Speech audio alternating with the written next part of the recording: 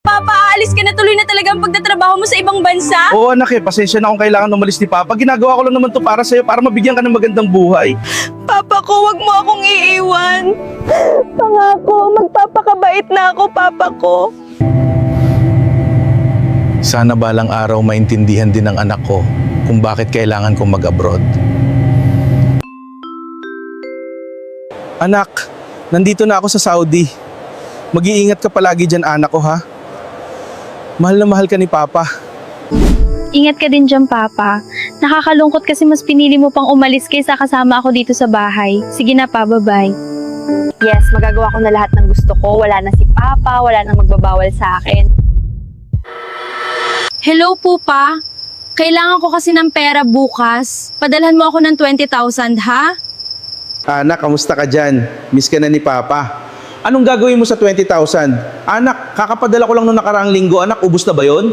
O ano, baby, anong sabi ng papa mo? Magpapadala na ba siya ulit? Oo, baby, magpapadala daw siya. May pera na naman tayo ulit bukas, babe. Lagi mong hihingian ng pera ang papa mo para lagi tayong may panggastos. Hello, Pa. May pera ka ba ulit dyan? Kailangan ko lang kasi may gusto lang akong bilhin mga worth 50,000. Padalhan mo ako ngayon pa, ha? Hello anak, kamusta na dyan? Anuan? 50,000. Naku anak, kakapadala ko lang sa'yo noong nakaraang buwan. Wala pa akong pera dito, pero sige, gagawan ko ng paraan. Babe, nakuha ko na ulit ang pinadala ni Papa. May pera na ulit tayo. Yes naman, paldo na naman tayo neto. Marami na naman tayo magagawa sa perang pinadala ng papa mo. Kamusta na kaya ang anak ko? Ilang araw na siyang hindi tumatawag simula nang pinadalhan ko ng pera. Sana nagagamit na lang niya sa tama ang perang pinapadala ko sa kanya. I'm so sorry, your contract was already done and sadly I don't want to extend it, so you're free to go. Thank you. Understandable. But sir, please give me some work. I need to work here because I have a daughter in the Philippines that I need to feed. Please, sir. I'm so sorry, but we don't need you anymore. Ay naku, paano na kami nito?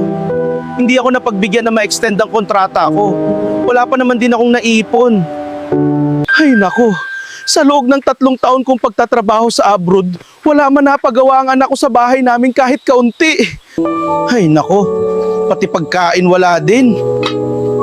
Ano na kaya ang pinaggagawa ng anak ko sa mga pinadala ko sa kanya? Welcome home, Papa. Miss na kita.